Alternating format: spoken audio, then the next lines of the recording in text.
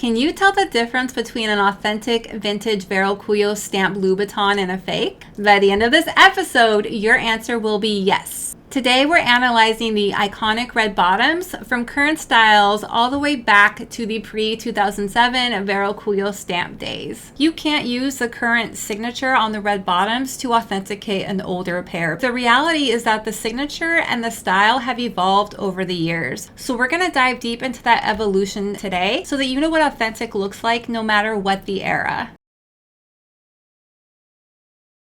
When you think of Louboutin, you always think of the iconic red bottoms, but the truth is, not all real Louboutins have the exact same red sole. So guys, here's an example of how the color has changed over the years. You can see that the older pair right here is slightly warmer than the newer pair over here. That is because the color has actually changed over the years.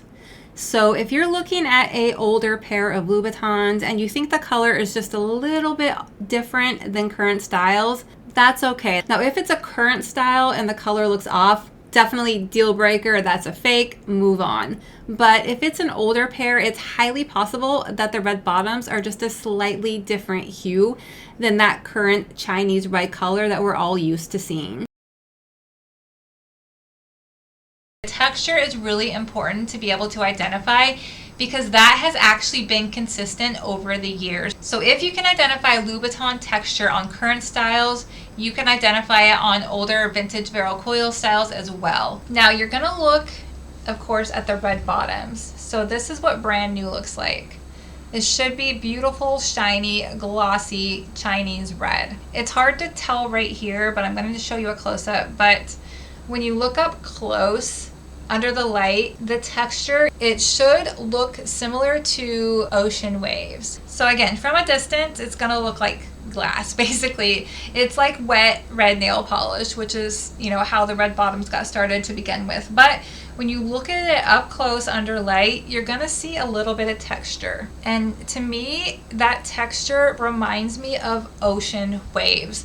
So it's like being out on a boat and you look out over the ocean and you see the sun kind of shining across the waves. That's what it reminds me of, because that is the leather. That's proof that the red bottoms are actually leather and not plastic. If they're plastic, it will probably look more like sand, like grainy, matte sand. So keep that in mind. To me, I always, number one, before I even look at the writing on the red bottoms, I look at the texture to make sure that it has that ripply ocean wave effect. If they're fake, they may also have lines in the red bottoms. So for example, this one over here, looking up close, you can see that there are horizontal lines and it looks sort of matte. So that's a dead giveaway right there that those are fake. And this one, of course, is a dead giveaway because the size is a sticker. The size should never be a sticker. It should always be engraved. But when you look up closer at the texture, you can see that there's vertical lines as well.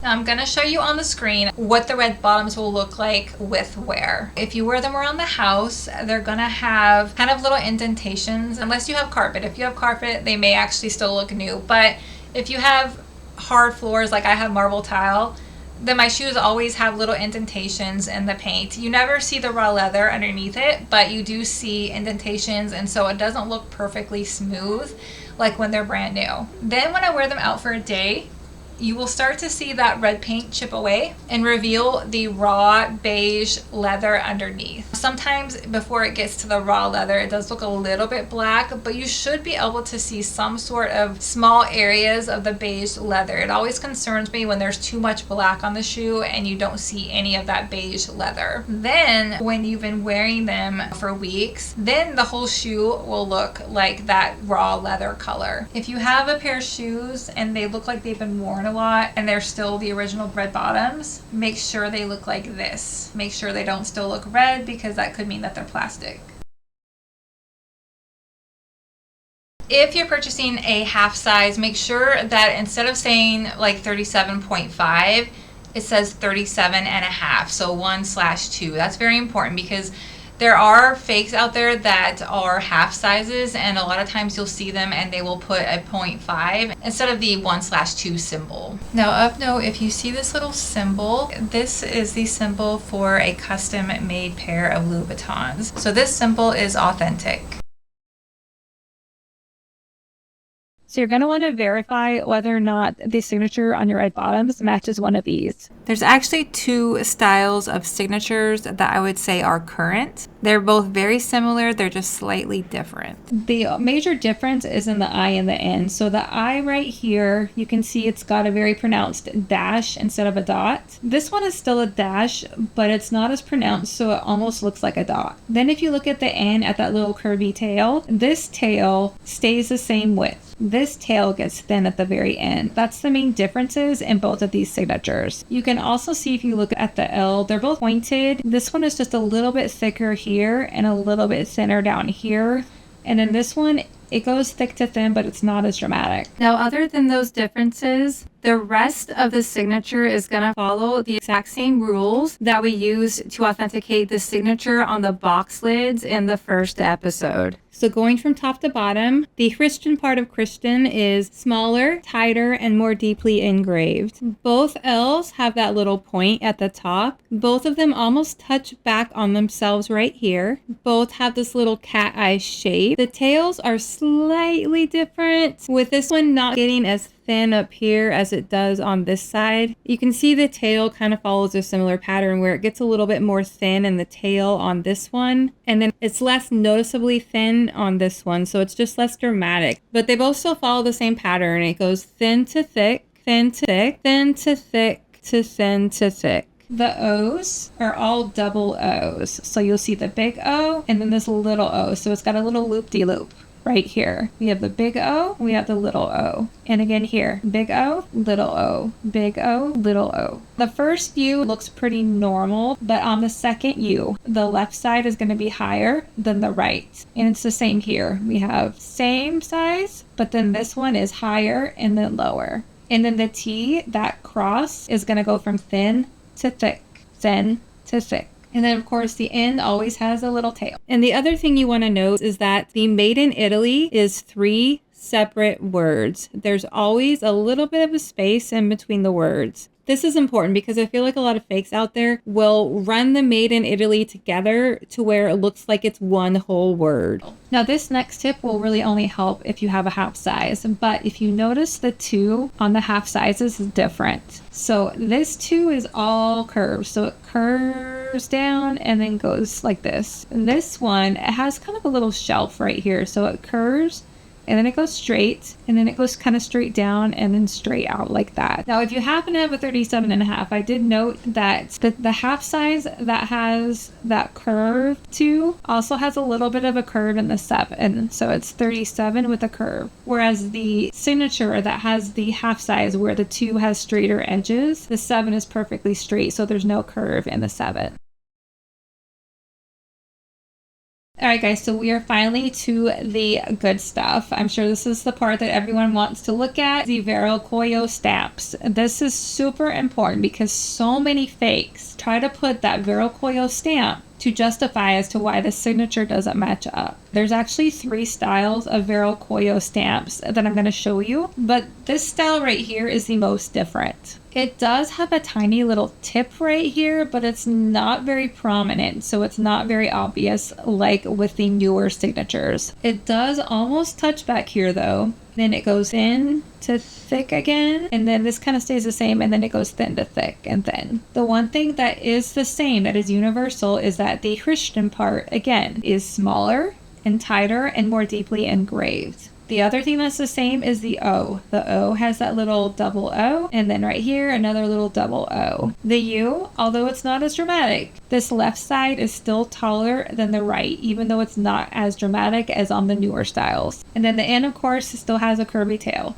On this style that is so much more different than the newer ones, the I has a dot. Now you'll notice a big difference is the T. The cross part in the T doesn't go from thin to thick, it's just the same thickness all the way through. The other thing that's the same is the Made in Italy. There is a space in between the words. So if you see a Vero Cuoio stamp and the Made in Italy is one line, there's no space, it's probably a fake. The other thing to note is the O's on the Vero Cuoio. They're not circles. They're kind of more oval shape and they are straighter on the sides, like you took a round O and squeezed it. This is another style of Vero Cuoio and it's very similar, but the signature is closer to what we're seeing nowadays. So you can see with all of these, I know this one's kind of blurry, but you can see with these that the point is now more prominent and then it does come back and almost touch itself right here. Again, the Christian part is smaller, tighter, and more deeply engraved. It's got the double O's right here. It's got a little dash over the I, and then it's got that curve right here. And again, with the Vero Cuoio stamp,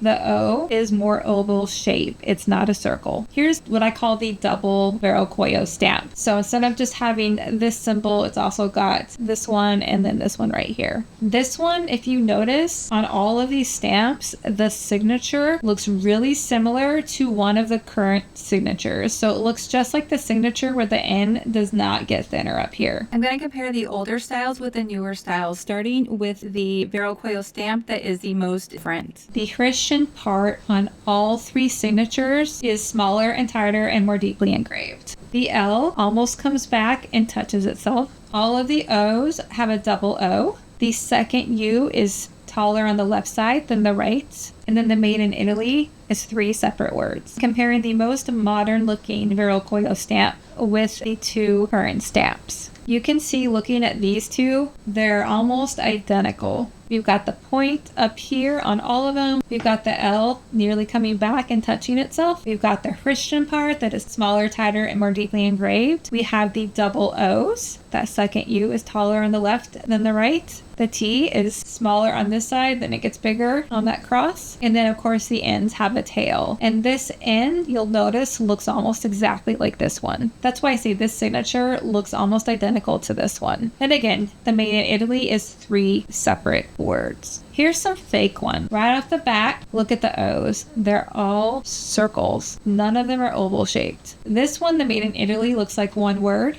This one, and this one don't have the point at the top. They're basically circles, and they don't touch back on themselves. The B's, I'm really not sure what those B's are, but they're not the same B's that the Louboutin signature has. This one, you can see it's just this one circle. It's not the double O. Same here. All 3 of these are missing that curvy tail. You can see that the Christian part is not deeply engraved enough. It's almost the same engravement as the signature right here, and it's not supposed to be. It's supposed to be deeper. It's also hard to tell in the photo, but the font is off as well. And then, of course, Louboutin does not put stickers for his sizes. So comparing the fake ones with the real, again, the O. Look at that O. It should be oval and it should be straight on the sides, not a circle. All of these are circles. Made in Italy should be 3 separate words, not one word.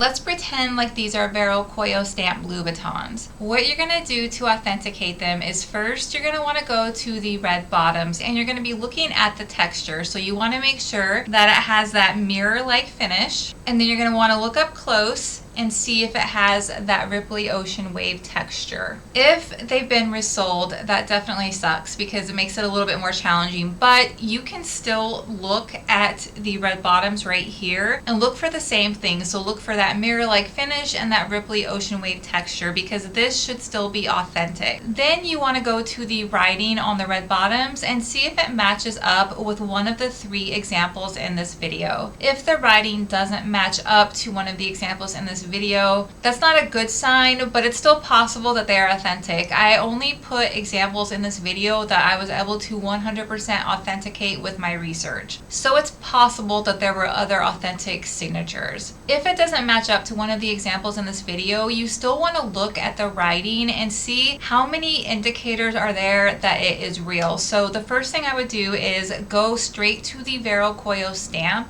and look at the O's and make sure that they are are the oval shape O's and they're not round like circles. Then you want to go to the Made in Italy and make sure that the Made in Italy is 3 separate words. Both of these things are consistent throughout all of the Vero Cuoio examples, and the Made in Italy was the same no matter what style, no matter what era. Made in Italy is always 3 separate words. Then if that checks out, go to the Christian part of Christian and just make sure that it looks smaller and more deeply engraved than the rest of the signature. After that, I would look at the O's and see if the O's are double O's, because that was also consistent no matter what the era. And finally, I would look at the N and make sure it has that little curvy tail. After that, I would go straight to the writing on the insole. Most likely it's not going to be exactly the same as current style, so that's okay. You just want to look and make sure that it has that gold foil texture, because that was consistent across the board. And then you can look at the writing and just make sure that it's crisp and clear and that nothing is blurry or smudged. Even if these are older shoes that have been worn a lot, you should still see a defined outline of the wording, even though it may be really, really faded, kind of like the example that I showed you in the previous episode. The final thing I would do is I would try to see if I could find proof of the style of shoe. So you could just look up whatever characteristics you notice on the shoe and see if you can find an example. So for this one, nude Nappa with black lace pattern, something like that. You know, you can even put 100 millimeter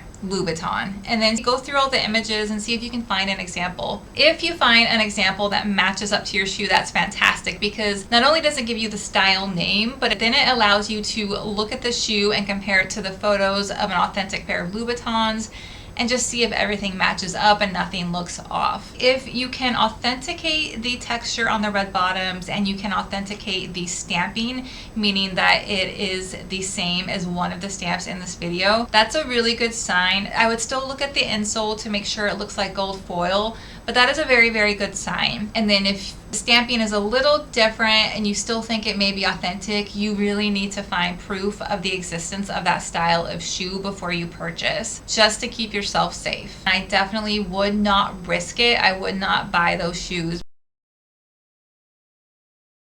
Alright guys, you should see a little icon popping up over there that will take you directly to the next episode in my guide. If for some reason it's not there, it just means I haven't uploaded the guide yet. I try to get these out once a week, so hopefully very soon I will have it up if it's not there already. Just as a reminder, you can always go into the description and download my free Legit Check guide. It's a great reference in the future when you're shopping on the pre-loved marketplace.